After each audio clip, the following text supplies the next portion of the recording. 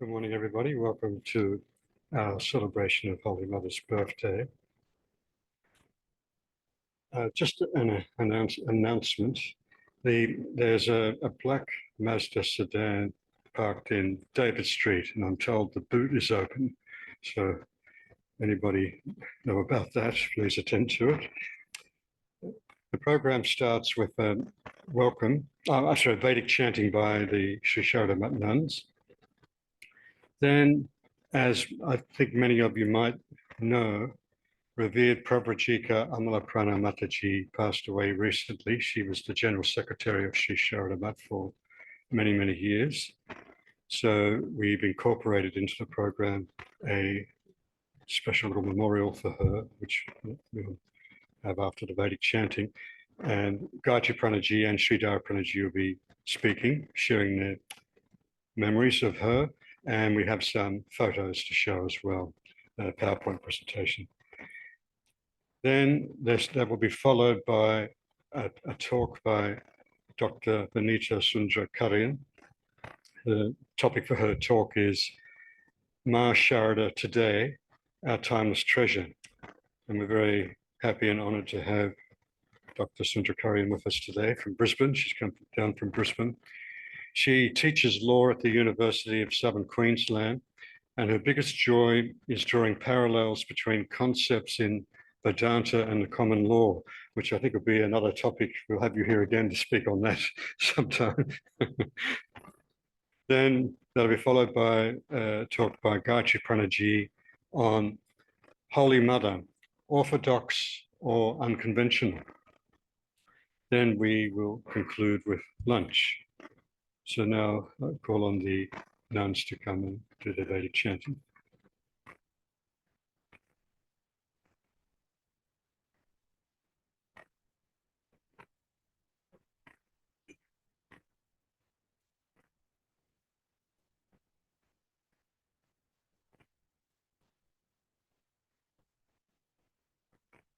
We will be chanting the Devi Suktam from the Rig Veda.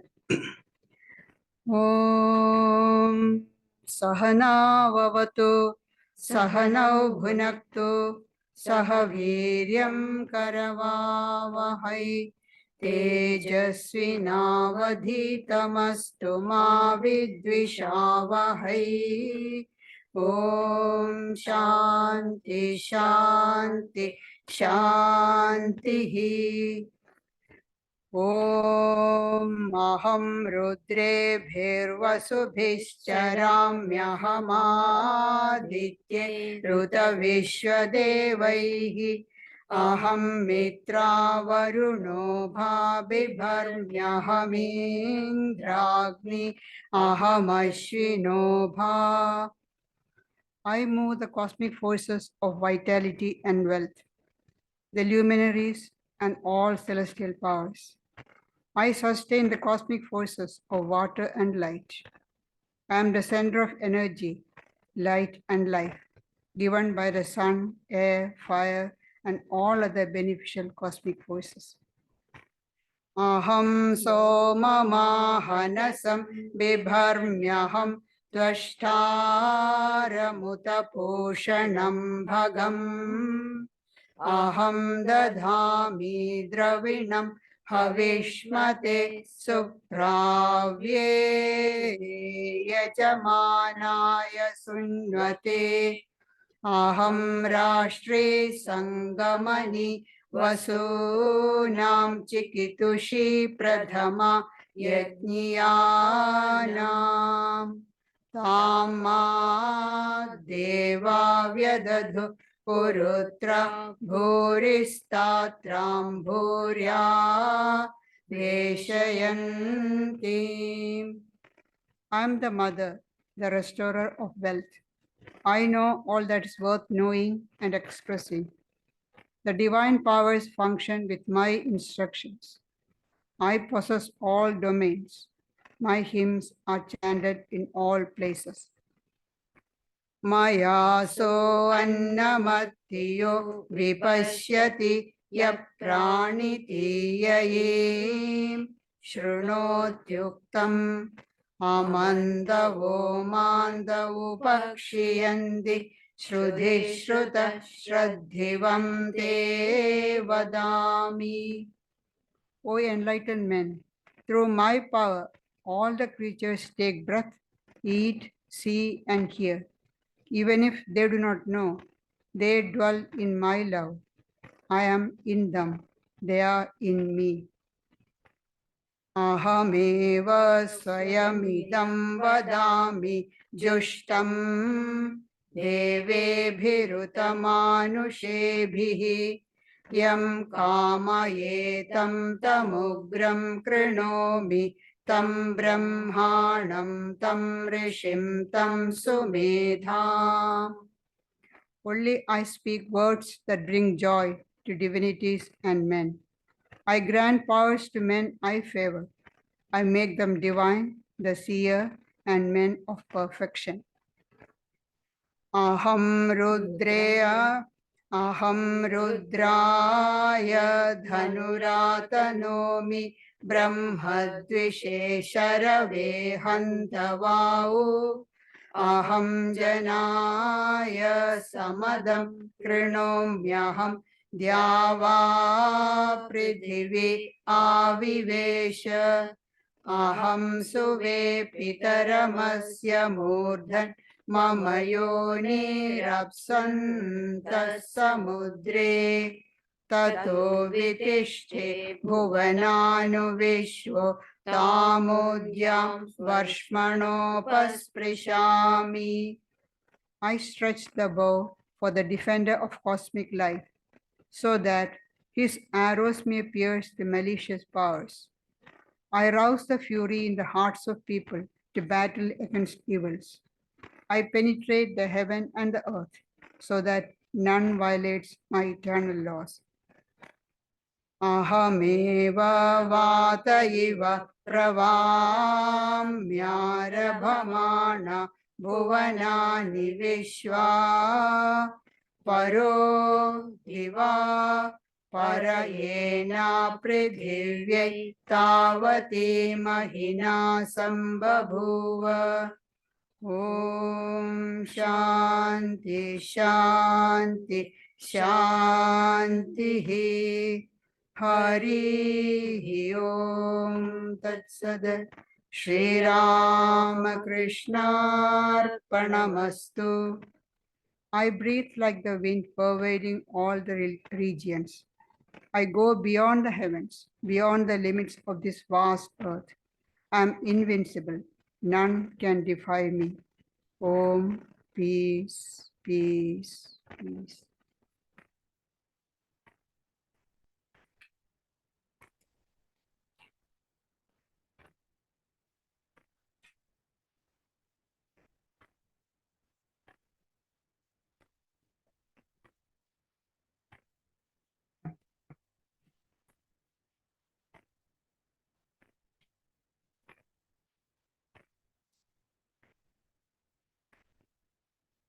As Robert has already announced, Revered Pravrajika Amalaprana Mataji, our General Secretary Mataji, she passed away on Christmas Eve. She chose a very sacred day to leave her body. Mataji was sick and she was in hospital for quite some time. I'll just speak a few words, but many of may not know much about her, so I thought I'll briefly touch her life. She was born in 1931 in Mysore. The name the parents gave was Sarada. She did her master's in history, and she was a brilliant student. She passed with gold medal from the Mysore University. Mataji was a prolific writer and a brilliant orator, and had great interest in music and other arts. Actually, both her parents were artists. Her father was a great painter. The paintings done by him are still in the Mysore Palace, you can see. Mataji got her initiation from Swami Yatisharananda one of the spiritual giants. He was the vice president and of the Ramakrishna order. Oh, sorry, Ramakrishna Mata mission. And he was the president of Bangalore Ramakrishna Mutt. Mataji was, though she is from Mysore, she got her, after her master's, she got a job as a lecturer in college in Bangalore. So she had already had contact with the Swamis in the Ramakrishna Ashram, Mysore, and the Swami there told, and she had met Swami Yatisharananda there. So come to the ashram when you come to Bangalore. But she was a timid person, and the place where the hostel or the boarding place where she was staying had strict timings. So she couldn't meet him for almost 2 months. And every week she used to go back to Mysore to her family, and then when you go to the ashram, the Swami will ask, have you met Swami Yatisharananda? And then in the end, he got fed up with her. Why don't you go and see him? Now give this letter to him. So she gave her a letter. So she was forced to make time and go and meet the Swami. And anyway, she got initiated by Swami. And then she joined Sarada in 1957. We have quite a number of our Matajis are initiated disciples of Swami Yatisharananda. And she got her sannyasa in 1965. We have a college, mainly residential college for girls, and Mataji was posted there. So most of her monastic life she spent in that college, Vivekananda Vidya Bhavan in Damdam in Calcutta, except for the early few years that she spent in the headquarters. And of course, once she became General Secretary, she came back to headquarters in 1999. She was an adept in ritualistic worship, so she has done, when we have big celebration somewhere, say like a opening of a new center or opening of some prayer hall, there's an elaborate worship is there. Mataji had done so many worship places in for the opening of different centers and everything.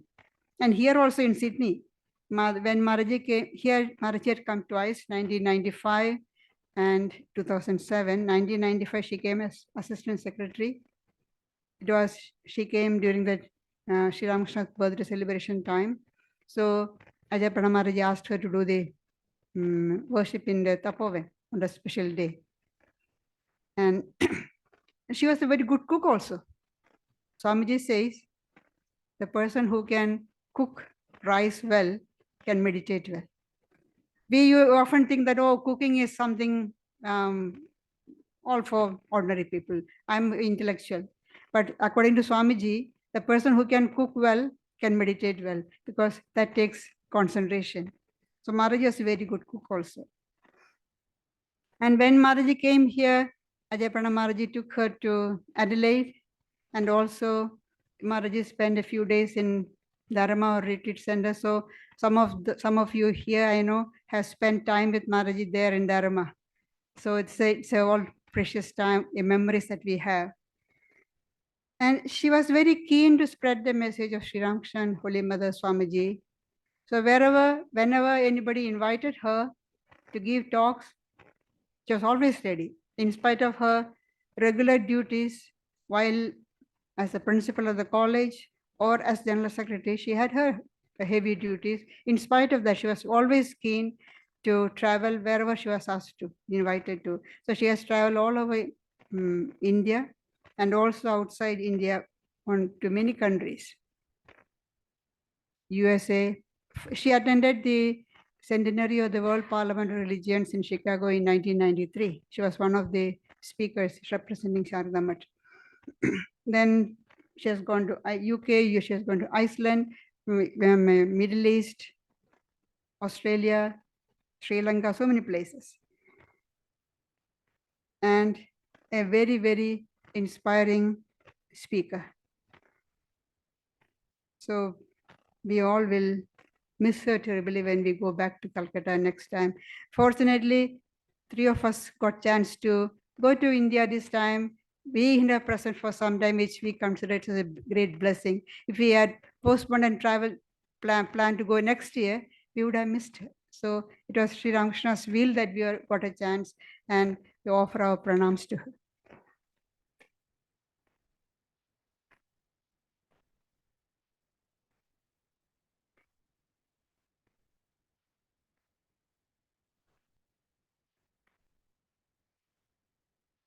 My heartfelt salutations at the feet of Revered Amalaprana Mataji. As Mataji said, she was the secretary of Vidya Bhavan, Calcutta, and we all are South. So we never had direct contact with her. But I saw her when I joined Sarada, Bangalore, 85. 85 or 86 she came.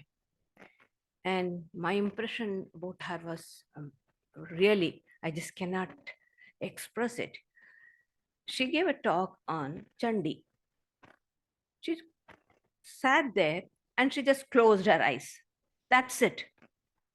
She finished her talk and opened. No notes, no looking at the audience, completely immersed in the thought. It was actually, she was meditating on Mother Durga and bringing out. Absolutely unconcerned who is listening to her, who is talking, no reference, nothing. And she was just, I was amazed. So that this is how you have to be, you should get diluted. You should in that subject. And I thought that was because of Chandi or something special. No, always all of her talks, whatever I have heard, that's how. She even life of Ramakrishna's disciples, she used to give talks in the Sharadamma. We read, generally we read. No reading. She'll close her eyes from the beginning till the end. Continuously, no missing of any incident. And so beautifully. That means to say constantly these things have been the subject matter of her meditation. When she is asked to speak about completely, she will thoroughly read and she will meditate on it and she will just open up. That's an amazing thing about her. Sometimes we feel, you need to face the audience and all that. Nothing. She is least worried about all that. She just pours out. And that was the beautiful thing about that. Another one thing about Mataji's uniqueness is she was very, very humble. Very, very humble. And at the same time, she was quite strict with us, no doubt. But at the same time, she never has ever uttered a harsh word to us. However, we might have misbehaved or troubled or whatever it is. No, never. Never. She's strict, no doubt, but so soft and so humble with everybody. And especially with the seniors, her seniors, almost she'll melt. None of our elders ever felt that she is the secretary of such and such she's a big person. No, they always felt hurt like a child. I have seen her sometimes. One day it was funny. I felt really funny, but then it was so natural with her. She did pranam to President Mataji and she spoke. And next to her, one of our very elderly Mataji was sitting. She could have as well got up and just gone and did pranam. No, she literally crawled, I was observing, I felt she's just literally like a child. That means to say, in front of elders, the ego is so low profile and so humble that it was not any acting or anything, so natural it was. If we try to do, we can make out that showing off or something like that. But so spontaneous it was. That's the beauty of Mataji. So in administration, you need to be very strict, at the same time, very, very understanding, and what do you call, understand the feelings of the persons whom you are dealing. And as for myself, as I told you, I got her only when she came to headquarters, 99. I came from Almora in 2000. Anyway, I just got her for 5 years. That's all. In those 5 years, I have never seen her rude, but very, very strict in her administration and very loving. And when she used to speak to us in Kannada, she used to call us very respectfully. You know, there's 3 words in language, in Indian languages. In Bengali, we said tui, tumi, apne. In other languages, you, I mean, tumi or apne. But when she spoke in Kannada, she used to speak to us very respectfully. When she used to speak in Bengali, she used to speak very ordinarily. But in that one, the refinedness of her, she never spoke. Hey, come on, you, no, never. Can you please give me that? So beautiful. You know, these are the things to be learned. Being in such a great position, she could have ordered, no, can you just give me that? Look at that humbleness. That's the beautiful thing. And to me, she said, can you come to me afterwards? I was wondering, what is she going to tell me? One day, one night, she called me. And she said, I'm going to tell you something, and you're not going to tell anything. You're not going to oppose or anything. Of course, I wouldn't, but still, she took word from me. I'm going to send for some time, for a few years, very far. I said, where are you sending, Mataji? To Australia. Goodness. I was shocked, but she had already told me that I should not oppose. Then I did pranam. You're sending me. Please bless that I would do the right thing and be of some help the center. And she just blessed, put her hand on my head, and she said, you will do the thing. And with her blessings, I came.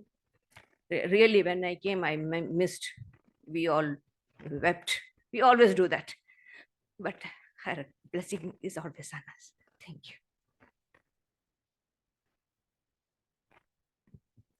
Just going to share some images. Open this PowerPoint.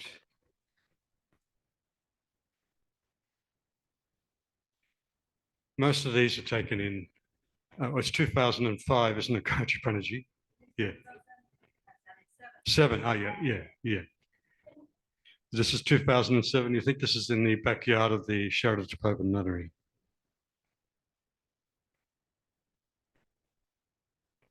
And of course, inside the house.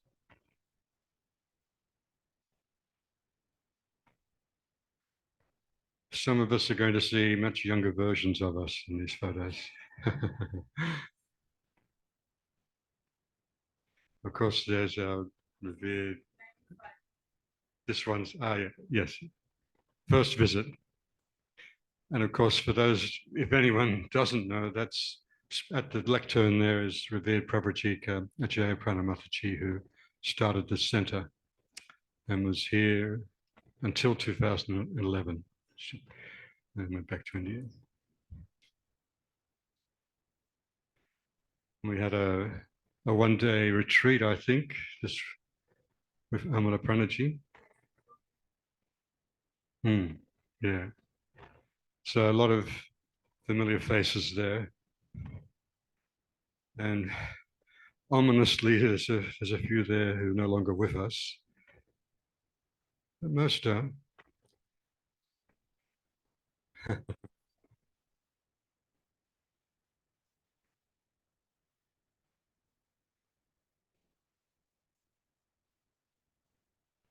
Quite a good size group we had. Yeah. This is at Kayama. We were on our way to Dharma to spend a couple of nights there at the retreat.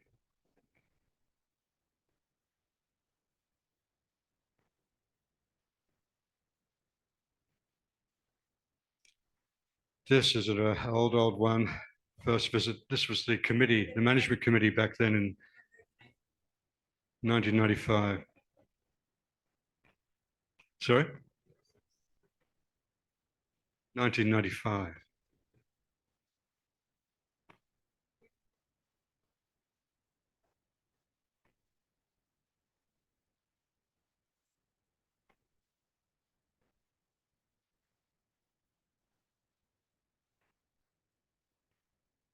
Because standing in the middle there, we still miss him. That's Jim Wilkes. He was the secretary of our society from the start. And he sadly passed away in 2004. But he was a real tower of strength. It's a great loss. Oh, okay, well, that's it. So now I invite Dr. Vanitha Sundra-Karean to come and give her talk.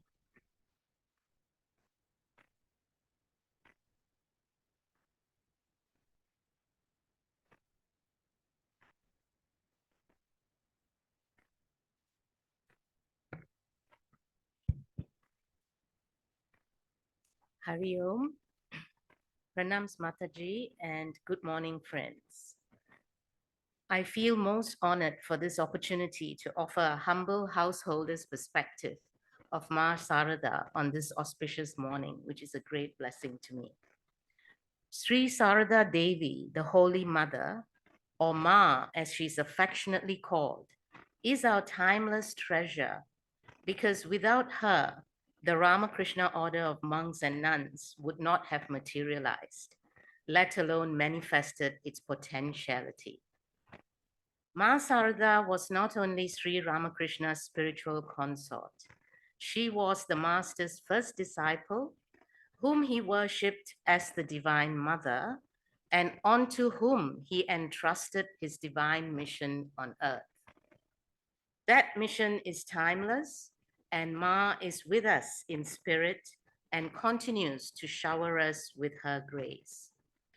When Swami Vivekananda received an indication in his dream from Sri Ramakrishna that he should go to the West to spread his message, Swami Vivekananda felt it necessary to seek the Holy Mother's permission, command, and blessings. Swami Vivekananda had recognized Ma Sarada's divinity long before others. From America, he wrote a strongly worded letter to his brother disciples in the Swami Vivekananda style. Swami Chaitananda, in his recent book, Sri Sarada Devi and Her Divine Play, reproduces this letter written by Swami Vivekananda in the late 1890s in America. This letter was originally published by Swami Nikhilananda. The letter reads as follows. I read from Swami Chaitananda's book. So this is how his letter goes. You have not yet realized how precious Mother is. People will not understand her now, but they will gradually. Brother, there will be no salvation of the world without the help of the divine power. Why is it that our country is the weakest and most backward of all countries? He's talking about India. Because Shakti is held in dishonor. Without the grace of Shakti, nothing will be accomplished. What do I find in America and Europe? The worship of Shakti, the worship of power. Yet they worship her ignorantly through sense gratification. Imagine then what a lot of good they will achieve when they worship her with purity, looking upon her as their mother. I am coming to understand things every day.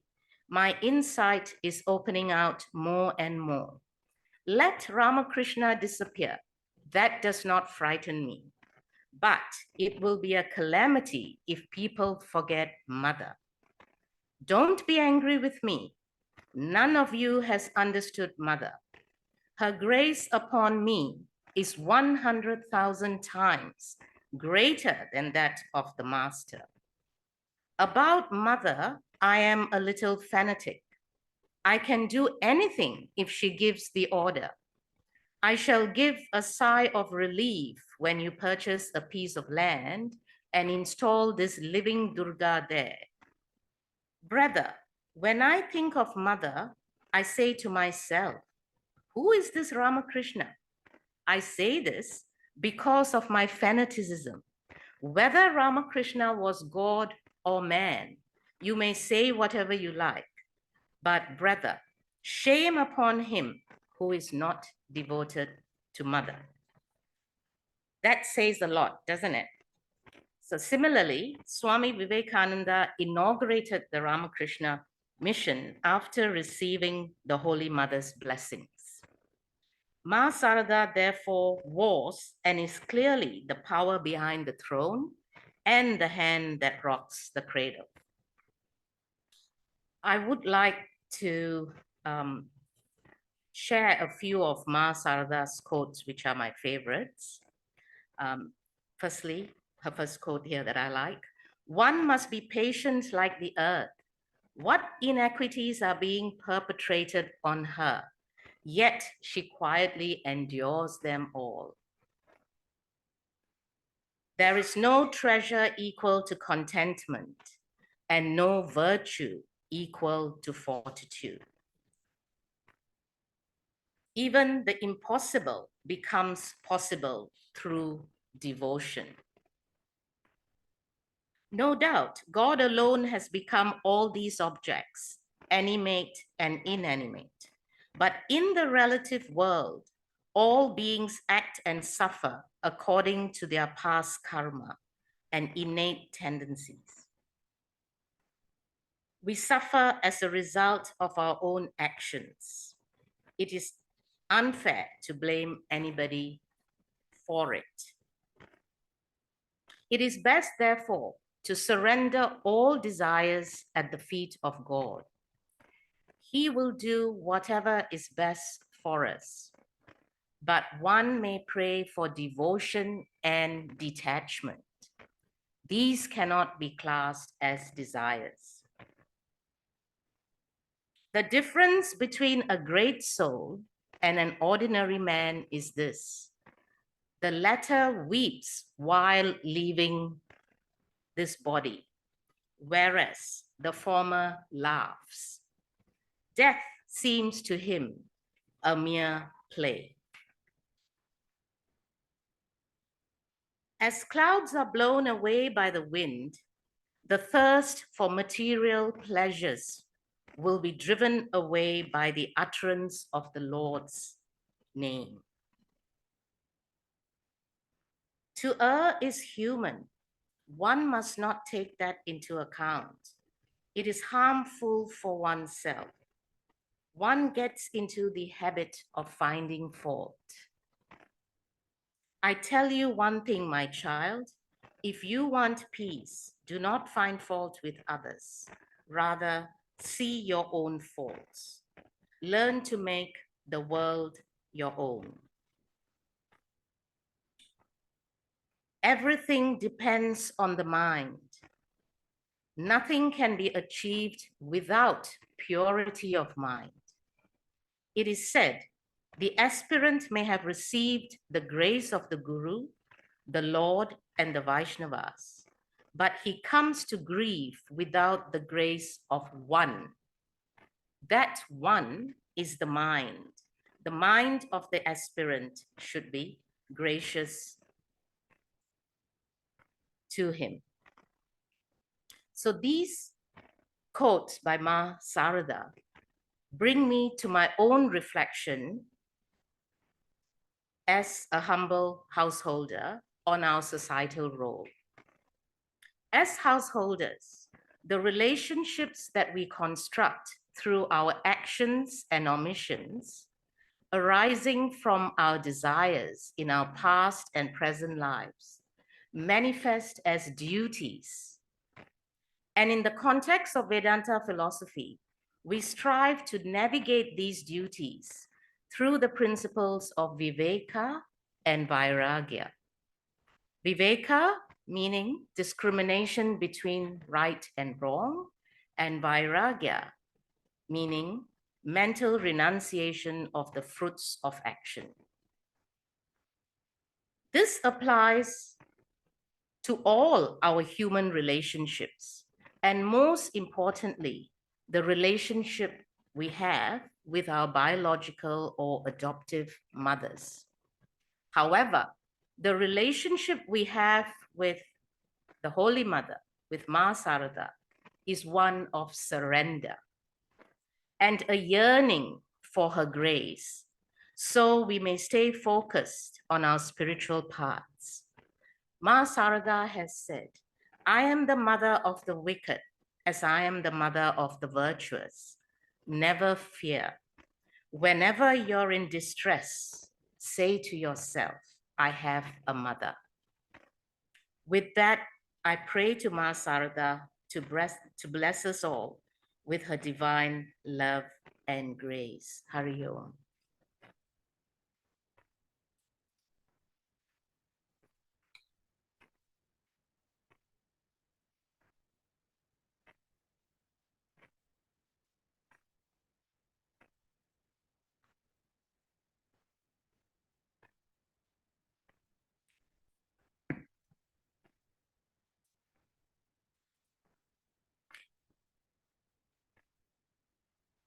Jananim Sharadam Devim Ramakrishnam Jagatgurum Padapadme Tayo Shrutva Pranamami Muhurmuhu.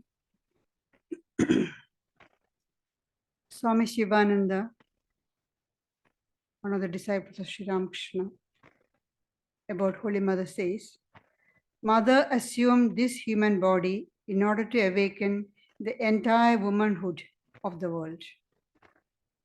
Don't you see, after her advent, what amazing awakening has set forth among the womankind of the world?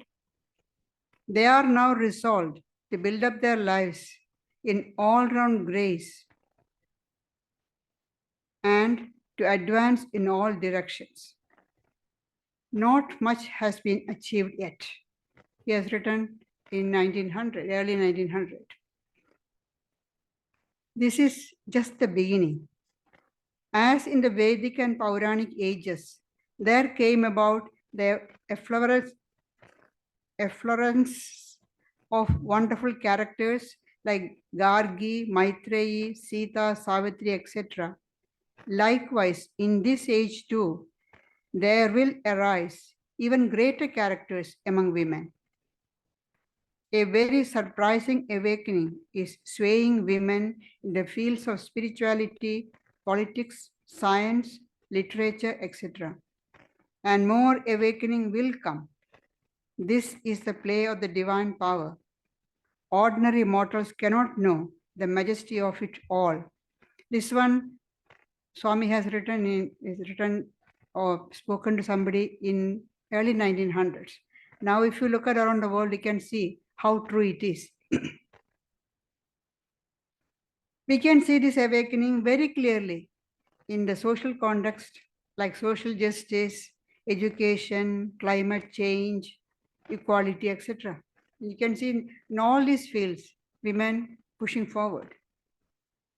And greater importance is given to education of girls in modern time.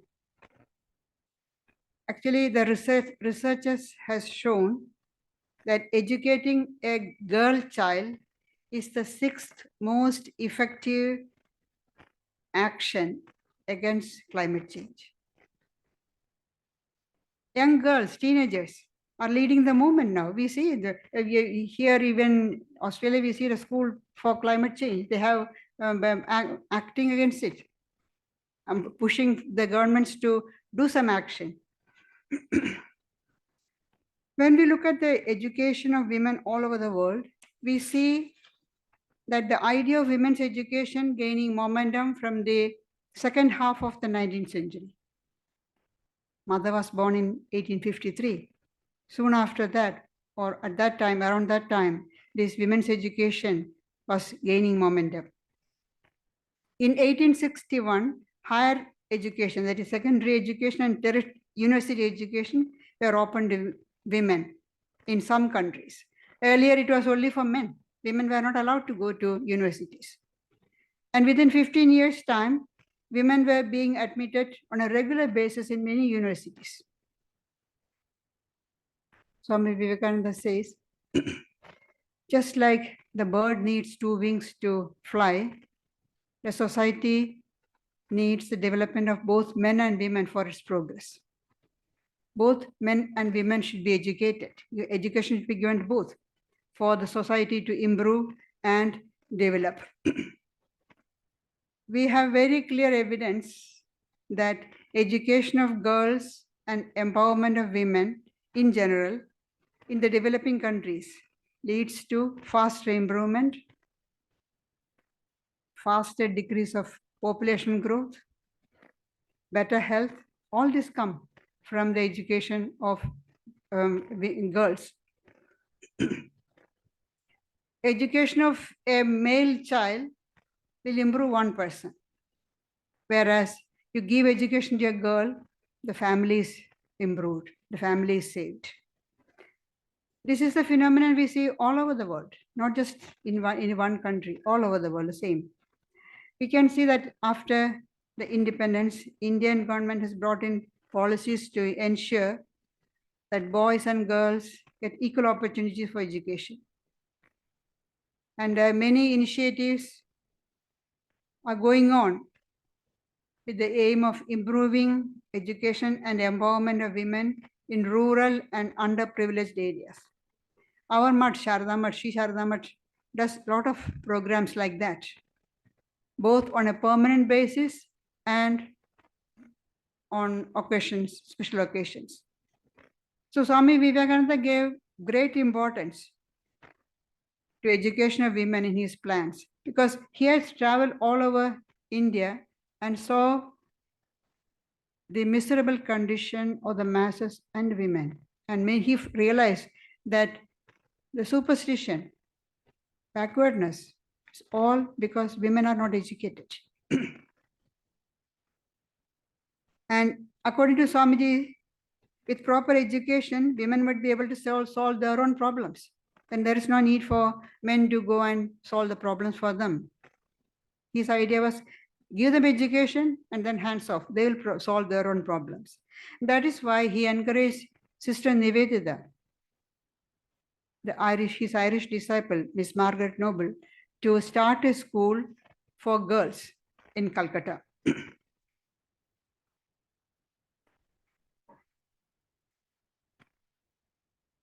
Though a lot has been done about educating the girl child, we see even now much opposition from the patriarchal society the world over. Then how much more opposition was there at the time of Holy Mother, more than 100 years ago? Though Holy Mother was following the Orthodox customs of the day, in her daily life, she was very progressive in her outlook. She herself inaugurated the school when Sister Nivedita started it. She herself went and inaugurated the school. And she gave the blessing, may the children of this school, may the girls who come out of this school be ideal citizens of the country. And Nivedita was so overjoyed. She said, I cannot imagine another greater blessing for the future women of India. And she took the bold step going against the orthodoxy and encouraged her women relatives and also the devotees to send their children to school, let them get educated. She herself could not write. She could she had learned just to read her mother tongue Bengali. She could not write. But mother was very progressive in her outlook. She encouraged the devotees to send their children to school. If some devotee complained that, oh, the daughter doesn't want to get married, because that was a common, child marriage was very common at that time. And even if they had sent the girl to the school, by the age of 9 or 10, that's enough. Education is enough. Now it's time to get married. And if the girl objected, then they will come and complain to Holy Mother. And what did Mother say? Mother said, why should they marry now? Let them go to Nivedita school and study. Later we can think about marriage. That was how Mother encouraged the education. Her modern practical outlook was quite revolutionary for the society of that time. She accepted those customs which are good for the society and just ignored all the rest. In this respect, Holy Mother was very unconventional. Though she followed the Orthodox customs, but when it found that it's not good for the society, she just ignored it.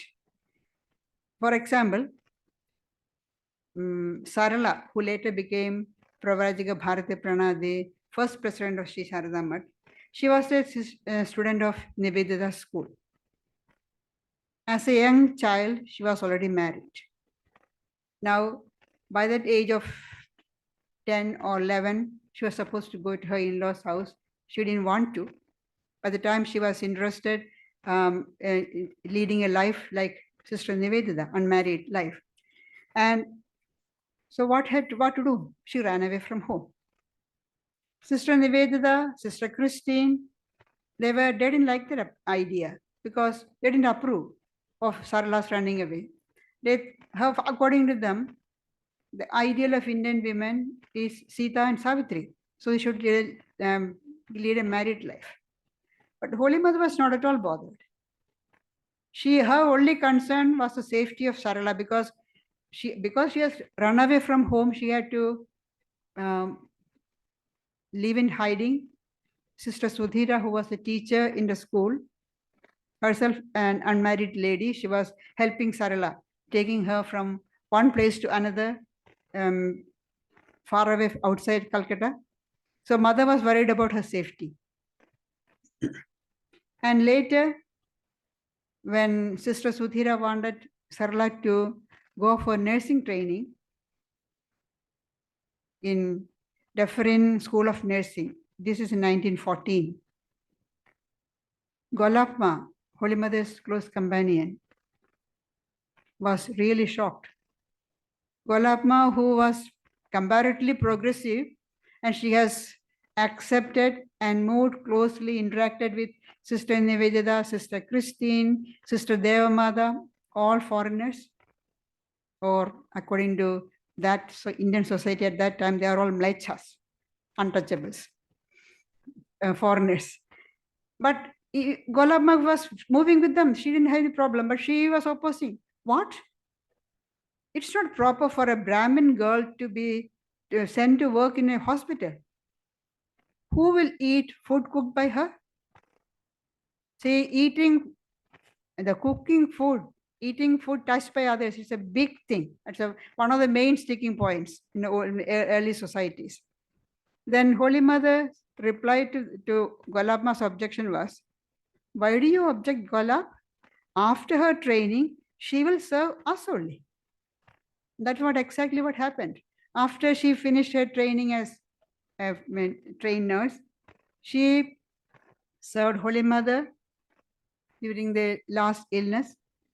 Golapma, Joginma, she served all of them. Caste restrictions are very strict at that time in the Indian society. After independence, the law has come banishing, abolishing caste, but it's still prevalent in many parts of India. Holy Mother overcame these restrictions in the most unconventional way. Silently, without any protest, without any demonstration, just through her all-encompassing love. Now, as I said earlier, eating food with people of other caste was one of the main sticking points. Now, if the food is touched by a person of other caste, I cannot eat that. I cannot sit with that person and eat. All this, so much of restrictions. But what happened in Jaramati, Holy Mother's native village? She got the food cooked by Brahmin cooks, so nobody can make any objection. But when the food is served, everybody had to sit together.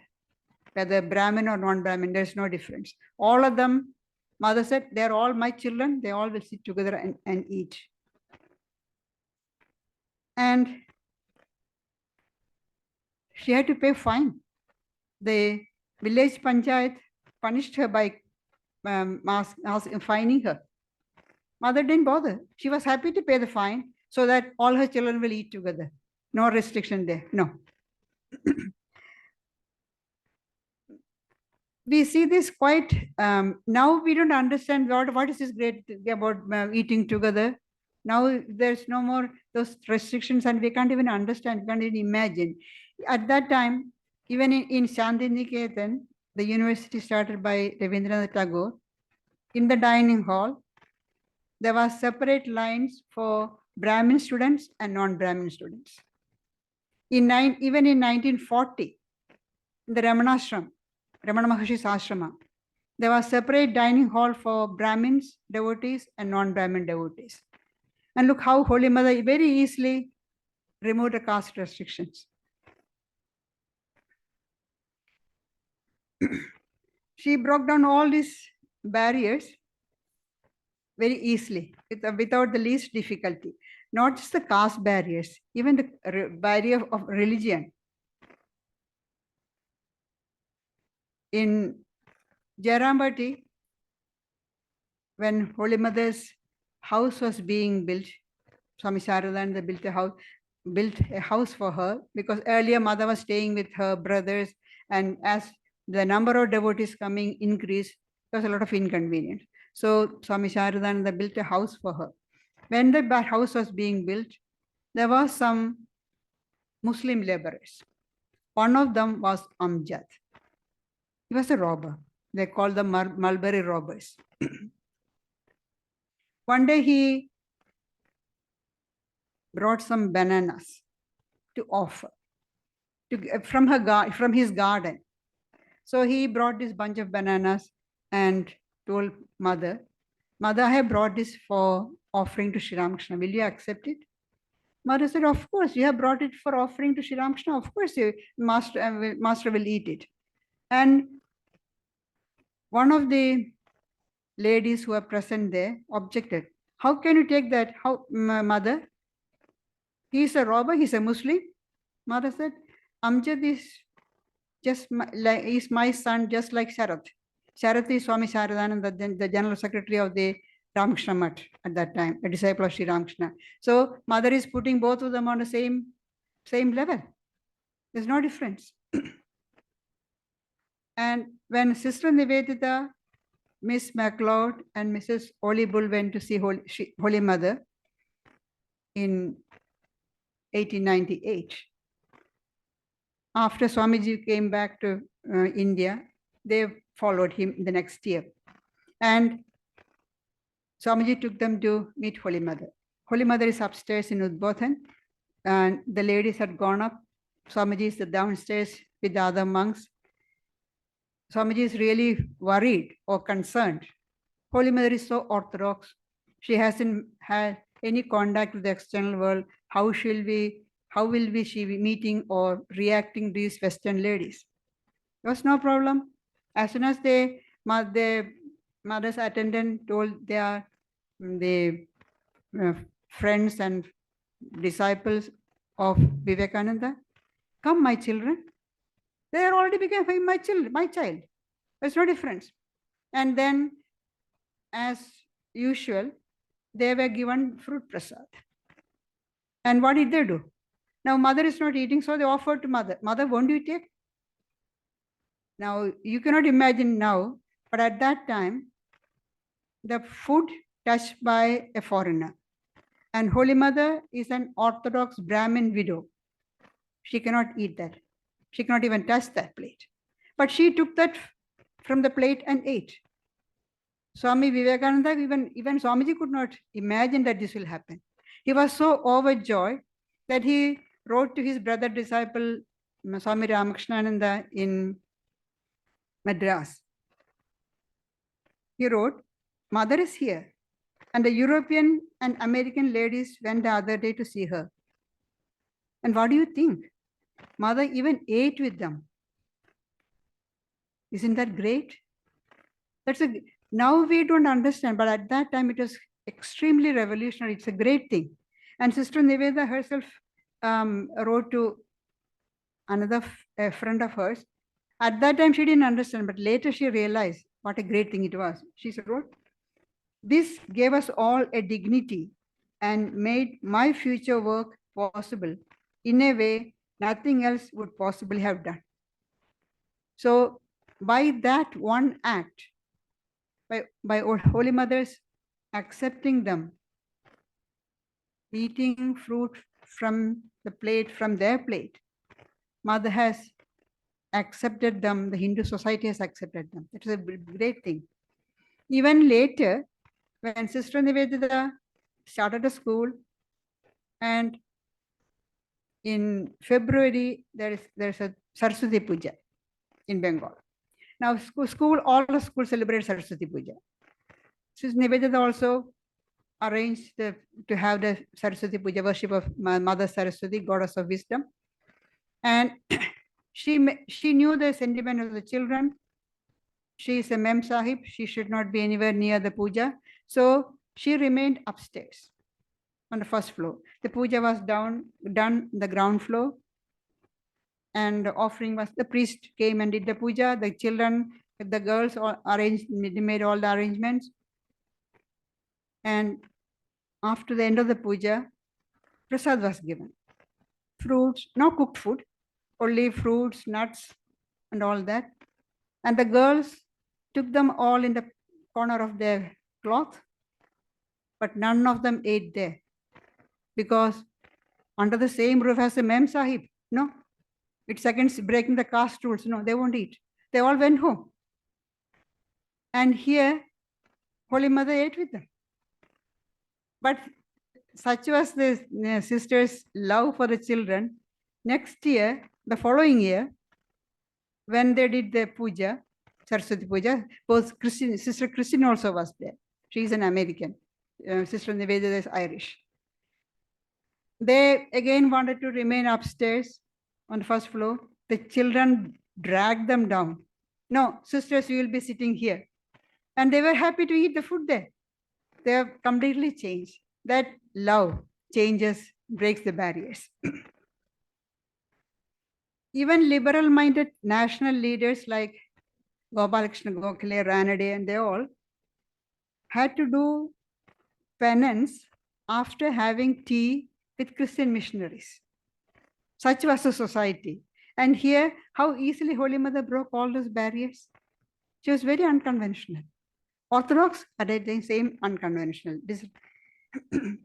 And she, disregarding the opposition of the Orthodox women around her, she allowed Nivedita to stay with her.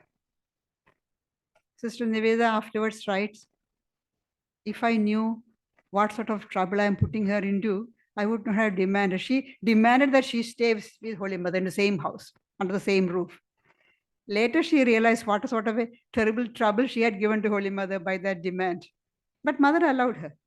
And then she wanted to cook food for Sri Ramakrishna. That was a bit too much for the other ladies. But Holy Mother said, "No, I will offer." He offered that food to Sri Ramakrishna, and he herself partook the prasad. Because Nivedita is my daughter. There is nothing wrong in that. It is these silent, patient actions that bring about revolution, real revolution, breaking through hard walls of orthodoxy, just like the sprout of seed that we have put in the ground. Hard earth, but the tender sprout breaks the hard earth and come out. These silent actions are just like that. There's a Sanskrit saying which says, "Mriduna darunam handi, mriduna handi adarunam, nasyevam mriduna kinchit, tasmat tikshnadaram mriduhu." Hard things are overcome by gentleness.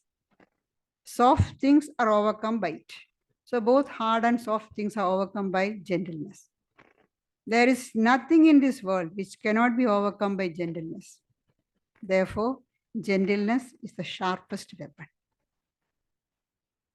There is nothing, hard things are overcome by gentleness, soft things are overcome by gentleness. There is nothing in the world which cannot be overcome by gentleness.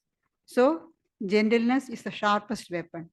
Mother's influence was like that. Silent, quiet, nobody noticed.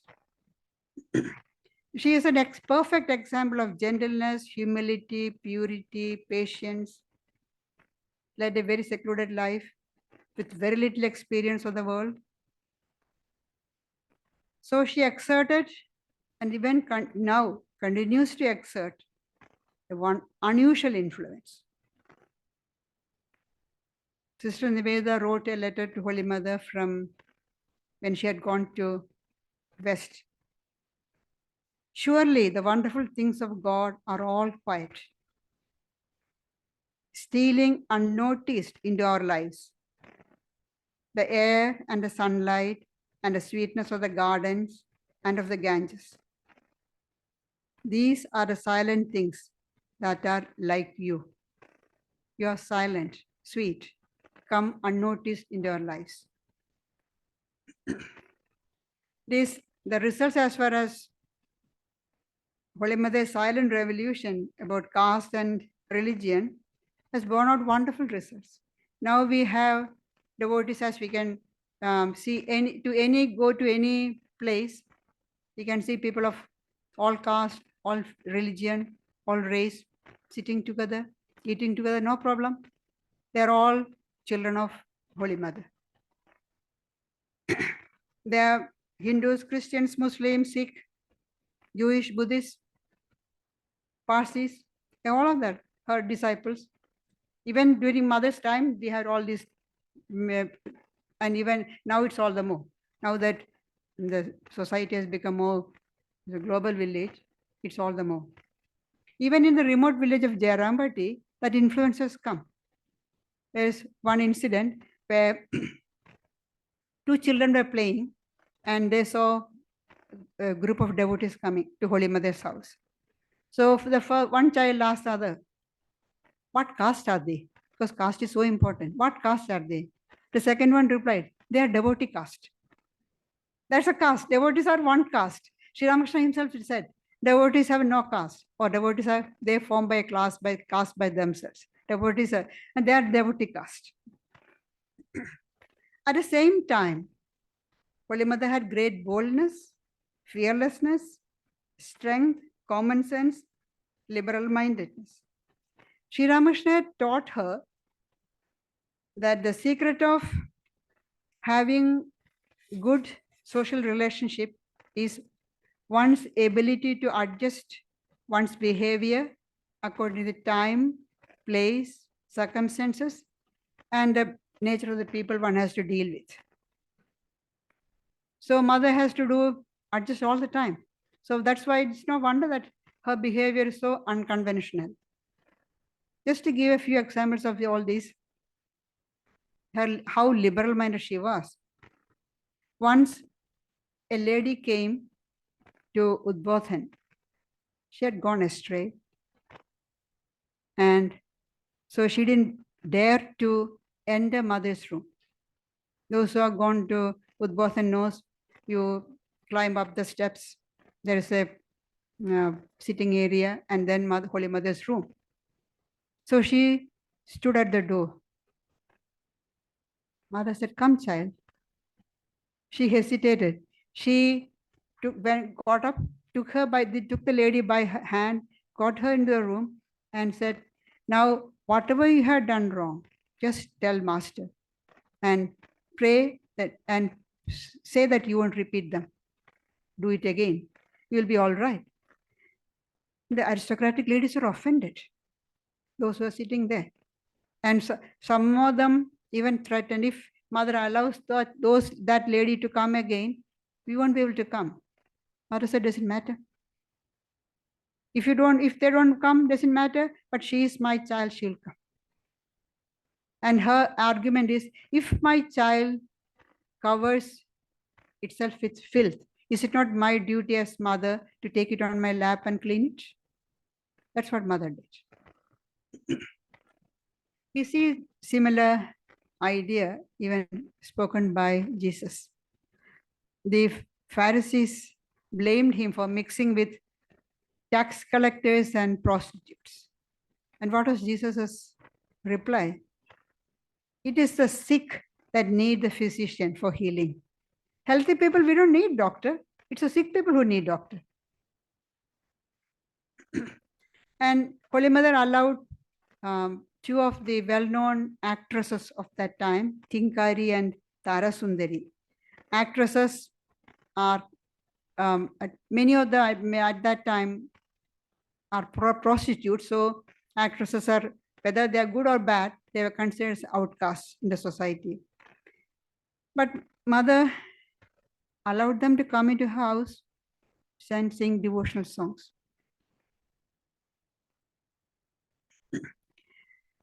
Holy Mother was so timid and shy that she wouldn't lift her veil even in front of Sri Ramakrishna. None of the disciples of Sri Ramakrishna, I cannot say none, except the disciples of Sri Ramakrishna, except Latu, that is Swami Adbhutananda, and Swami Advaitananda, who was much, much older than even Sri Ramakrishna. They are the only two people who had access to Holy Mother, and they are the only one who has seen her face. No, nobody else. But we see her loudly rebuking a man. When she speaks, a visitor, devotee goes to her and says something, Mother will reply in such low tone that the person standing next to her, one of her attendants or companions, will say that loudly. That's how Mother used to communicate with people. She very a very soft-spoken person. But here she is loudly scolding a man. Across Mother's house in Udbodhan, on the opposite side of the street, there was a laborer living in a hut. One day, during daytime, Mother heard loud shouting and weeping, screaming, and she got up and looked out through the window and saw this man beating the lady. And she so loudly shouted, "Are you going to kill that poor woman?" Hearing this loud voice, the man was startled. She had never heard, nobody had heard Holy Mother's voice. But from this one side of the street, she's shouting to the man on the other side. So she is not an ambipamby person. Bold. When situation required, she is bold. In present day language, she is trying to stop domestic violence. And she is not sitting quietly saying, it's not my business, let them sort it out. No. She says, I see something happening, she take action. Behind her modesty, meekness, which are more apparent, there was her latent spiritual power. And it is because of her high spiritual stature that Holy Mother could completely efface herself after being worshipped by Sri Ramakrishna as the veritable goddess. You know the incident of Shodashi Puja. Sri Ramakrishna worshipped her as Divine Mother. Instead of an idol of Mother, he made her sit on the pedestal and worshipped her as Divine Mother. And at the end of the worship, offered all the results of all his spiritual practices, austerities, along with his rosary, offered at her feet as the Divine Mother. And with what great ease and grace she had just accepted all those fruits of the austerities. How could she have had the strength to absorb all that unless she was the Divine Mother, the Supreme Power herself? Sri Ramakrishna has said many times that even a fraction, a small portion of the spiritual experiences that he had would have shattered the nerves of even advanced spiritual aspirants. And here, Holy Mother just absorbed the results of all his austerities, spiritual practices. So it's in a condensed form, concentrated, so powerful And with great ease and grace, she accepted it. And then the next morning, what do we see? Going around doing her daily duties, looking after Sri Ramakrishna, cooking for him, doing the daily work, looking after his mother who was living in Nahabat at that time, and also doing cooking for the devotees. As though nothing has happened. After Sri Ramakrishna's passing away, as a widow, she was supposed to wear white cloth and remove all the ornaments. But as she was removing her ornaments, her bangles, Sri Ramakrishna appeared before her and said, "Why are you doing that? I am not dead. I am just gone from this room to other." That's all. She had repeated visions of Sri Ramakrishna and repeated assurance. So mother never wore the dress of a widow. She always wore white cloth with thin border. Earlier she used to have wide red border, but later she had very thin red border. And she always wore her necklace and bangles. Never wore assumed the apparel of a widow. And for that she had to go through a lot of persecution in the village. When she was staying in Kamarpur, the villagers persecuted her. But she didn't bother. Later, we see Holy Mother participating wholeheartedly in the family affairs of her brothers, their children. But she was fully conscious, knowing fully that all the worldly relationships are unreal.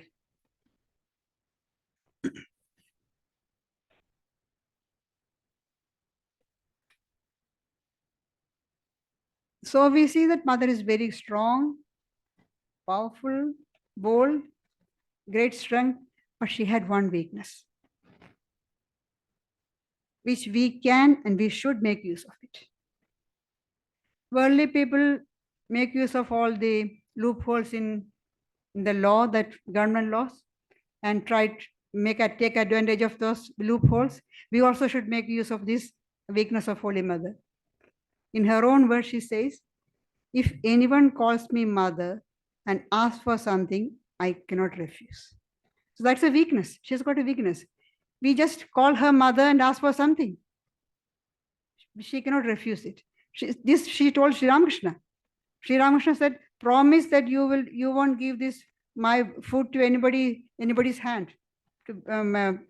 Once while she was taking Sri Ramakrishna's plate of food, a lady came and told mother, "Mother, give me, I'll take master's food." Immediately she gave. And then when Sri Ramakrishna sat down to eat, he could not eat. He said, "Why did you give her the plate to her? Don't you know that her character is not good? Now I can't eat." Mother said, "Yes, I know. But for today you eat." Then she's, "No, you have to promise that you will not give to anybody." She very boldly said, quietly but boldly said, "No, that I cannot promise. If anybody calls me mother and asks for something, I cannot refuse." So that's a weakness she has got. We can and we should make use of that weakness. We should demand, "Mother, give me." But we can be certain that she will do only what is good for us. And as we already heard Vanitha quoting that word, she has given her the reassuring words. Whenever you are in trouble, remember you have a mother. Thank you.